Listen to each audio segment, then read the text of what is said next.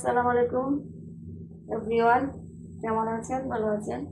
লতি রান্না করব। একটু লতি ভাপ দিচ্ছি, যে গরম পানিতে একটু ভাপ দিচ্ছি। চাপা দিয়ে লতি রান্না করব।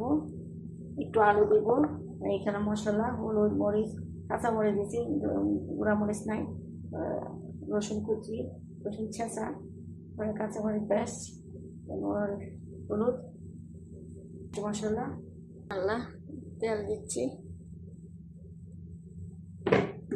এই যে মশলা দিয়ে দিচ্ছি,